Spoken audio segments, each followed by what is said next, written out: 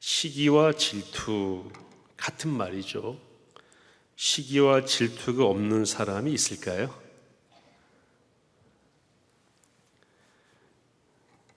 어린아이들도 그 손주 손녀들 다른 아이 지나가는 아이 안아주면은 어떻게 합니까?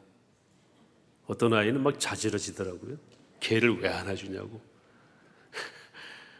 시기 질투는 나이를 떠나서 남녀를 떠나서 문화권을 떠나서 다 있는 것 같아요. 그래서 여러분 문학이나 영화를 보게 되면은 시기 질투를 그 주제로 한 것도 많이 있죠. 또는 그것이 큰 주제는 아니더라도 그러한 내용들이 계속 나옵니다. 왜 우리 인류가 이렇게 시기 질투를 갖게 되었을까요? 제가 찾아보니까 이분 때문이에요. 누구냐면 가인. 아벨이 드린 제사를 하나님이 받으셨죠. 성경 창세기 4장에 기록되어 있는 말씀을 그대로 드리면 하나님께서는 아벨의 제사를 받으신 것이 아니고 아벨과 그의 제사를 받았다고 말씀하고 있어요. 그러니까 아벨의 삶을 받으신 거죠. 그리고 가인도 마찬가지로 가인과 그의 제사는 받지 않으셨다고 되어 있으니까 단지 제사의 문제가 아니라 삶의 문제까지 포함된 하나님의 결단이었습니다. 그래서 가인이 시기심이 발동했어요. 그래서 그때 하나님이 알아차리시고 가인에게 나타나셨습니다. 창세기 4장을 쭉 보시면 그런 내용이 나오는데요. 그래서 하나님께서 가인에게 뭐라고 말씀하시냐면 너 죄짓지 말라고 말씀하세요. 너 얼굴빛이 왜 그러냐? 너 죄 지으려고 그러는 거 아니냐?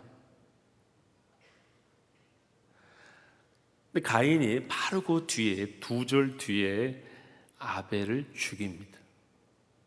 들판에 있을 때에 보는 사람도 없고 어차피 사람은 없었으니까. 근데 누가 보셨어요? 하나님이 보셨죠.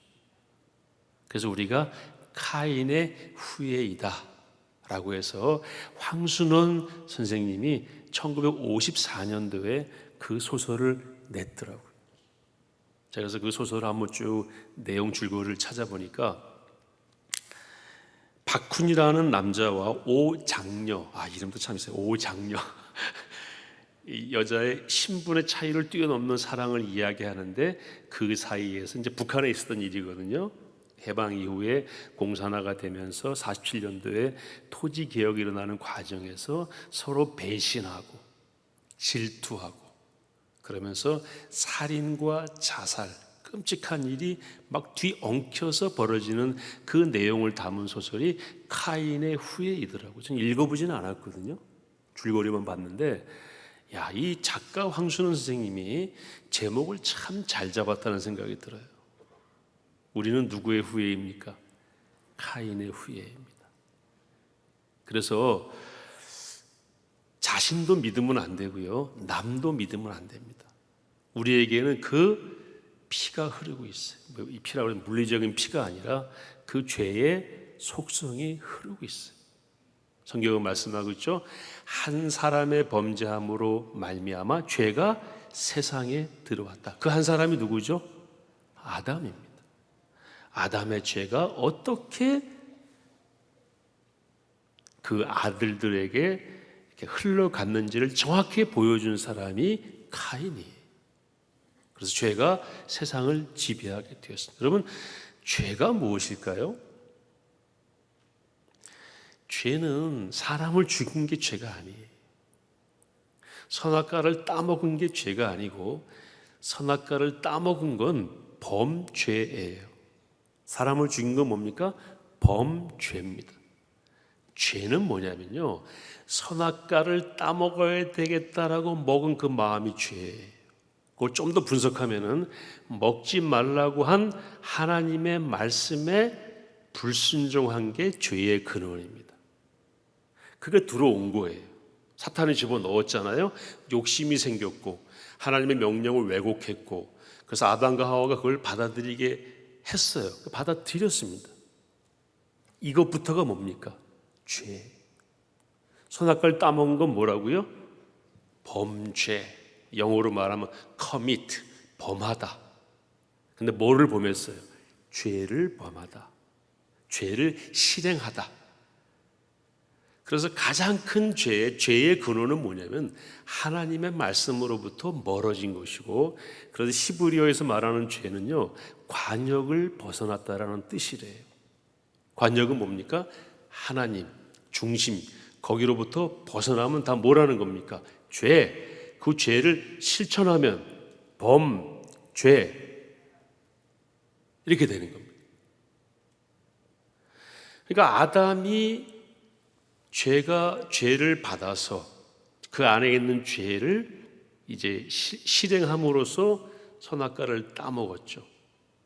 그 죄가 아담이 하나님 말씀을 버린 그 상태를 유지했던 그 죄가 누구에게로 넘어온 겁니까? 가인에게로 넘어온 거예요. 그 죄가 가만히 있다가 또 범죄한 겁니다. 그게 우리한테 지금 흘러오고 있다는 거예요. 그래서 우리 스스로를 믿으면 안 돼요. 또 다른 사람도 성경은 믿어라라고 말씀하지 않고 뭐하라고 말씀하십니까? 제가 어느 대학의 졸업식에 갔더니 어떤 목사님이 나오셔가지고 축사를 하시는데요, 정말 기가 막힌 축사 하셨어요. 딱 두 마디 하셨어요. 여러분, 사람을 믿지 마세요 그러더라고요. 여기서 끝났으면 말이 안 되는데 그 다음 말씀이 사랑하세요 그러더라고요. 그리고 들어가셨어요. 말씀이 맞습니까? 안 맞습니까? 두 가지가 다 나왔기 때문에 아구가 맞는 거예요. 사람은 믿음의 대상이 아니고 뭐의 대상입니까? 사랑의 대상이에요. 나를 속여도 또 나를 배신해도 성경 말씀은 끝까지 사랑하라. 심지어 누구까지도, 원수까지 사랑하라. 오른뺨을 맞으면 왼뺨도 돌려대라. 속옷을 달라 하면 겉옷도 줘라. 오리를 가자 하면 심리를 가라. 특징이 뭡니까? 점점 센 것을 요구하더라도 주라. 여러분, 뺨을 맞아보신 분 계시겠지만 왼뺨이 더 아파요? 오른뺨이 더 아파요? 잘 모르시더라고요. 그래서 한번 맞아보시라고 그랬어요. 왼뺨이 더 아파요. 왜냐하면 오른뺨에는 안 아픈 여기 세포가 있대요. 모르셨죠? 농담입니다. 그게 아니고 오른뺨을 맞으려면 상대방을 왼손으로 때리겠죠? 그러니까 덜 아픈 거예요. 잘 이해가 안 되시면 서로 맞아보셔야 돼요. 성경은 뭐냐면 좀 덜 아픈 손으로 때리면 더 아픈 손으로 때리도록 또 돌려대라. 사랑의 대상으로 말씀하고 있죠. 아무튼 죄가 들어와서 그 중에 하나로 발현되는 것이 뭐냐면은 시기와 질투인데, 이게 거의 인류 최초의 범죄입니다. 아담 이후로. 그래서 모든 인류가 문화권을 초월해서 남녀노소를 불문하고 심지어는 개들도 질투합니다. 반려견 키우시는 분들 맞습니까? 개들도 엄청 질투한다고 그러더라고요.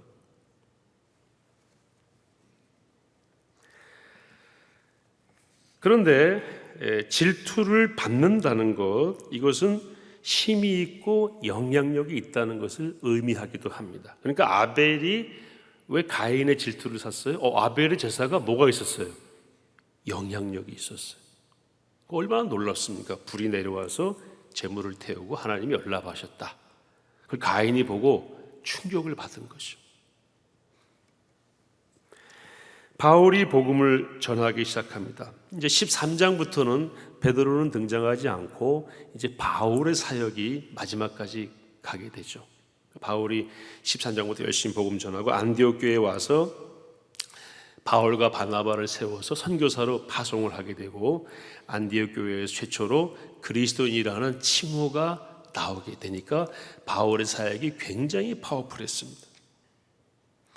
헤롯이 야고보를 죽이고 베드로를 감옥에 가뒀지만 더 센 분이 오셨어요. 누굽니까? 바울입니다. 바울을 왜 썼습니까? 바울은요, 그들이 볼 때는 배신자예요. 자기들과 같이 놀다가 튀어나간 거예요. 더 아픈 거예요, 마음이. 더 이게 찔러, 마음을. 그리고 바울은 뭐에 능통했습니까? 율법에 능통했잖아요. 베드로하고는 이 부분에서는 비교가 되질 않아요. 바울은 시편부터 구약의 모든 내용을 완전히 통달한 사람이기 때문에 예수님이 들어가자마자 구약 전체를 복음으로 재해석해서 가는 데마다 너희들이 알고 있는 그 말씀이 원래는 이런 뜻이었다라고 계속해서 전하는 거예요. 그러니까 바울의 영성과 특별히 히브리인들을 압도하는 지성, 이게 유대인들을 자극하고 유대인들이 돌아오게 한 거예요. 그래서 오늘 성경 말씀 보면은 바울이 이제 비시디 안디옥에 가서 복음을 전할 때에 사람들이 듣고 너무 놀라는 거예요. 그 대상이 누구냐면 대부분이 유대인입니다. 바울은 어디를 가든지 먼저 회당에 가서 복음을 전합니다. 누구한테요? 유대인에게. 그들에게 배척을 받으면 그때 이방인에게로 갔습니다. 그게 패턴입니다. 그래서 오늘도 말씀 읽지 않았으면 저 앞에 보면은 회당장에게 허락을 받고 회당에 가서 복음을 전하는데 유대인들이 깜짝 놀라는 거예요. 야, 우리가 알고 있는 구약 그 말씀이 이런 내용이었냐? 이런 의미가 있었다는 말이냐? 거기에서 말씀하셨던 그 선지자가 바로 예수님이란 말이냐? 뭐 이런 놀라운 복음을 접하게 된 것이죠. 그래서 비시디 안디옥에서 1장 설교를 한 다음에 끝났는데 성경에 유대인들이 좋아했다고 표현되어 있고요. 설교가 다 끝나자 사람들이 나가면서 뭐라고 그러냐면요, 다음 주에 또 올게 그러는 거예요. 너도 와, 선생님도 오세요, 다음 주에 계속해달라고 요청합니다. 그리고 회당 모임이 끝난 다음에 유대인들과 유대교에 입교한 자들이 바울과 바나바를 따라다니기 시작했다고 성경에 기록이 돼 있어요. 그리고 그 다음 안식일이 됐습니다. 그게 이제 우리가 읽은 장면이에요. 그 다음 안식일이 됐는데 성경에 기록된 말씀에 하면은 온 시민이 거의 다 모였다고 그랬어요. 서초 구민이 사랑의 교회에 다 모인 거예요. 지난주 그런 집회처럼. 바울이 지금 뭐가 생겼습니까? 영향력, 힘. 바울의 입을 쳐다보는 거예요. 그러니까 유대인들이 뭐 하기 시작합니까? 시기, 질투하기 시작합니다. 지금도 이 바울이 복음을 전했던 이 비시디 안디옥에 가면은 바울이 그때 복음을 전했던 자리가 있고요. 그 이후에 300년쯤 지났을 때 비잔틴 시대에 지었던 교회가 있어요. 그걸 저희들 가서 보고 왔는데 사진 한번 잠깐 보여드릴게요. 저기 비시디 안디옥이라고 써 있죠? 아래쪽에. 자, 성경에는 안디옥이 두 개가 나와요. 비시디의 안디옥은 터키에 있는 안디옥이고 그냥 안디옥은 시리아에 있는 안디옥이에요. 성경에 그냥 안디옥으로 나오면 시리아의 안디옥이고 터키에 있는 비시디의 안디옥은 비시디의 안디옥이라고 써 있습니다. 자, 가는 길이고요. 다음 저기 비시디아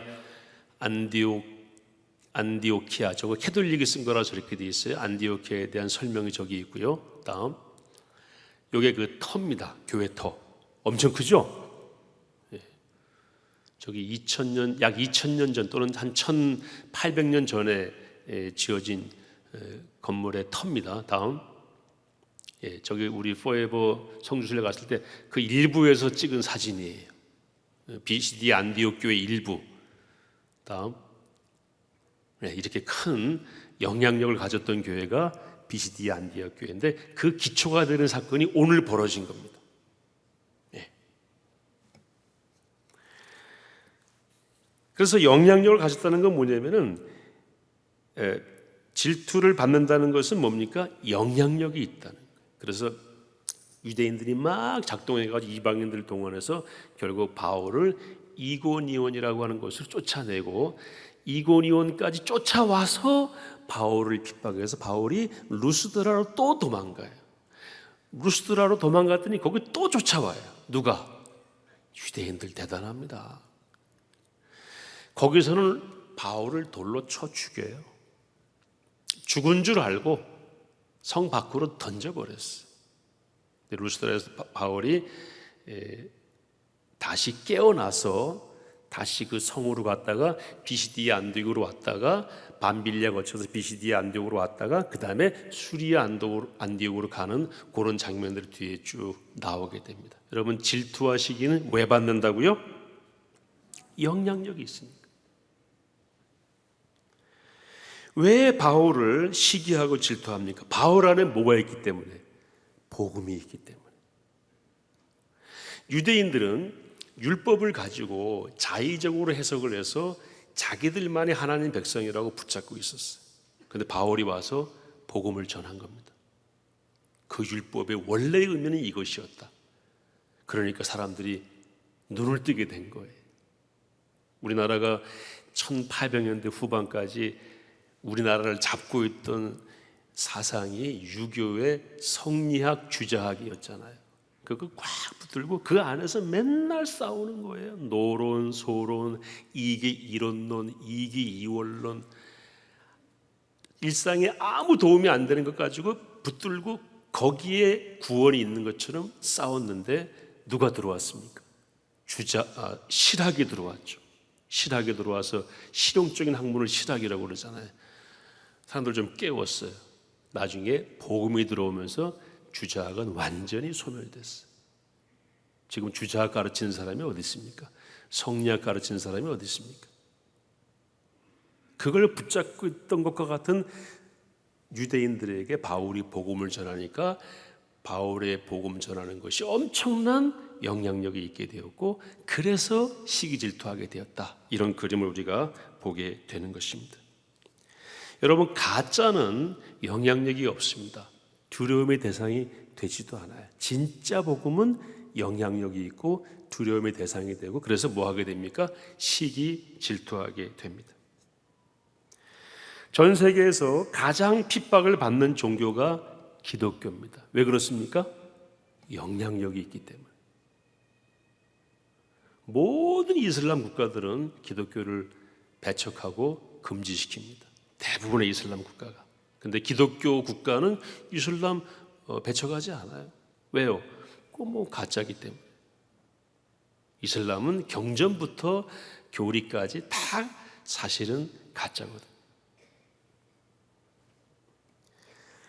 이슬람은 동성애 반대하지 않아요. 왜요?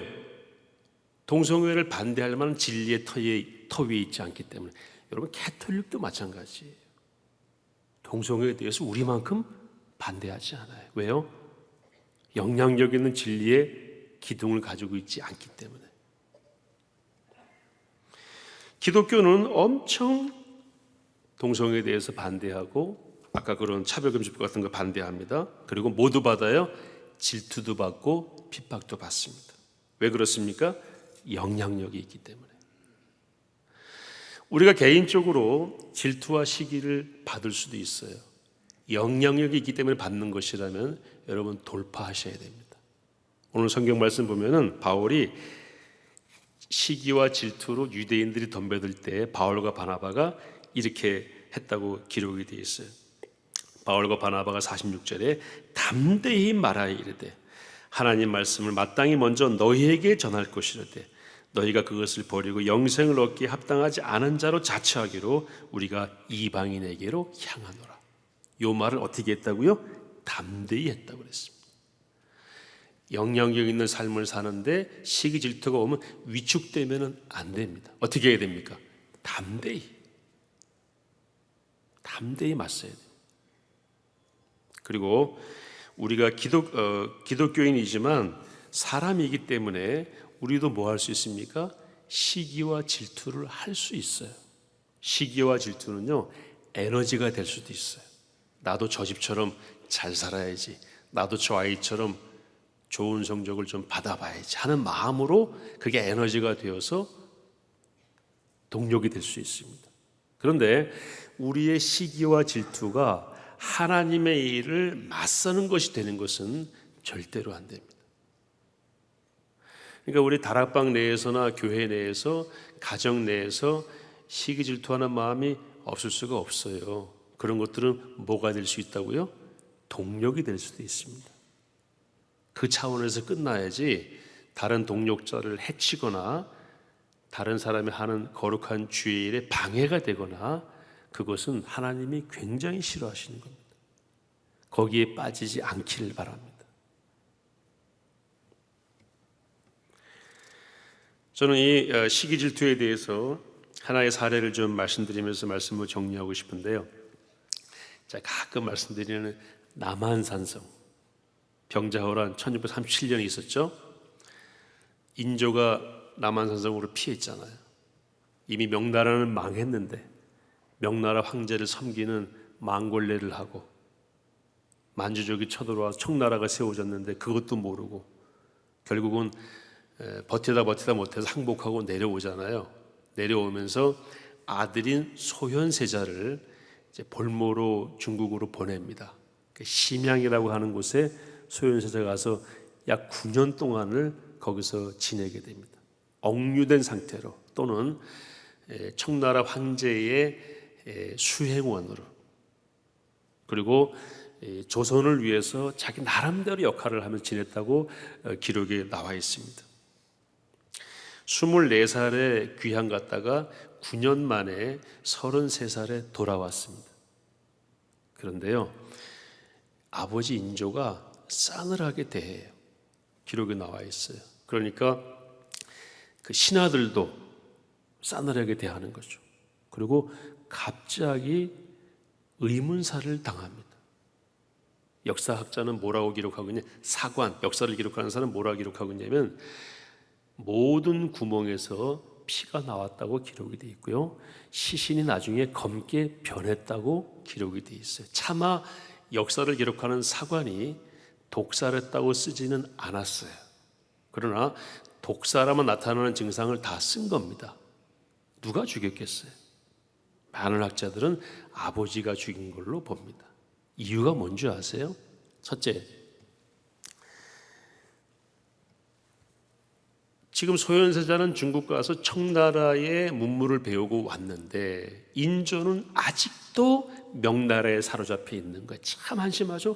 지금 대한민국에도 중국에 사로잡힌 사람들이 얼마나 많은지 몰라요. 지도자 가운데도.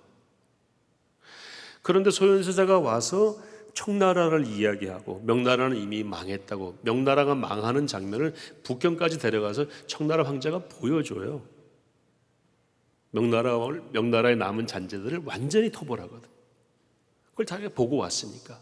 근데 아직도 인조는 세상 바뀐 걸 모르고 간장종지 안에서 명나라를 숭배해야 된다고 믿고 있는 거죠. 그런데 소현세자가 청나라를 얘기하니까 그게 싫었고, 두 번째는 소현세자가 가지고 온 서양의 첨단 과학 기기들, 그리고 서양의 신사상들, 유교나 이런 것들을 깨야만 한다는 그런 사상들을, 그런 책들을 가지고 와서 소개하니까 인조가 질투가 난 거예요. 혹시나 얘한테 사람들이 쏠리면 어떻게 하나. 제가 기록을 보니까요, 소현세자가 귀양 갈 때에는 경기도 고양시까지 가서 인조가 울면서 보냈대요. 그런데 소현세자가 힘을 가지고 왔다고 생각하니까 질투하기 시작을 했고 독살을 한 겁니다. 여기서 끝나지 않습니다. 소현세자의 부인이 강씨인데, 강빈이라고 그러죠. 보통 빈, 죽여요. 그리고 강빈이 낳은 두 아들들도 죽여요. 그리고 강빈의 오빠와 남동생 다 죽여요. 강빈을 도왔던 궁녀들 있잖아요, 다 죽여요. 제가 한 5, 6년 전에 이 이야기를 말씀드린 적이 있습니다. 이거 우리가 잊으면 안 됩니다. 질투가 한 왕을 어떻게 추락시키는지를 볼 수가 있습니다. 역사를 완전히 엉망으로 만들었죠.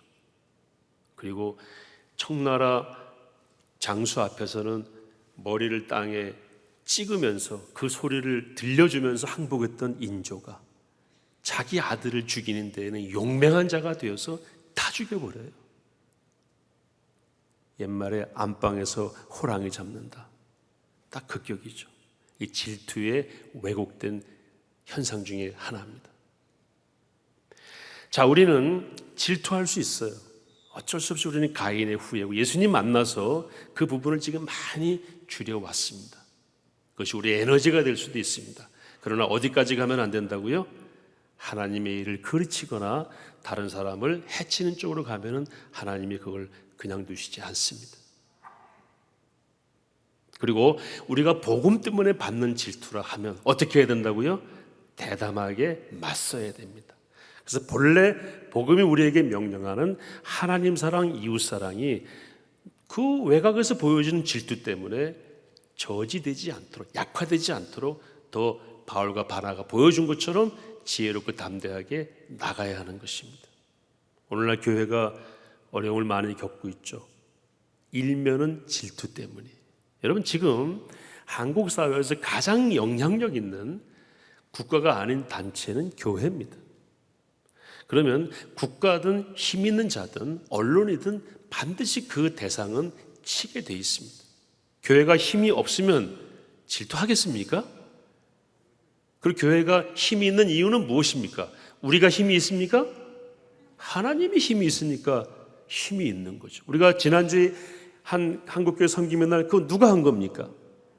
하나님이, 우리 담임 목사님과 우리를 통해서 하나님이 하신 일이에요. 그러니까 우리도 놀란 겁니다. 우리 안에 복음이 있으니까 교회가 힘이 있는 거고, 교회가 힘이 있으니까 질투와 시기와 견제를 받는 것이고, 이걸 정확하게 바라보고 돌파해야 되는 것입니다. 여기서 굴복하면 됩니까? 안 됩니까? 여기서 굴복하면 하나님 사랑, 이웃 사랑을 할 수가 없게 되는 것입니다. 우리는 더욱더 복음 증거 그리고 차별금지법과 같은 악법들과 맞서 싸우면서 진리가 어디 있는가를 보여주는 그 일에 나서야 하는 것입니다. 그러나 교회를 포함해서 우리가 또한 누구를 질투하는 일에 빠져서는 안 되겠다. 질투하는 일이 없을 수 없지만 그것이 하나님의 일을 방해하고 다른 사람을 방해하고 해치거나 그런 데 가서 그 질투가 사용되는 일은 없어야 되겠다 하는 이 두 가지를 오늘 결론의 말씀으로 드리면서 은혜로운 삶으로 한 주간 사시기를 축복합니다.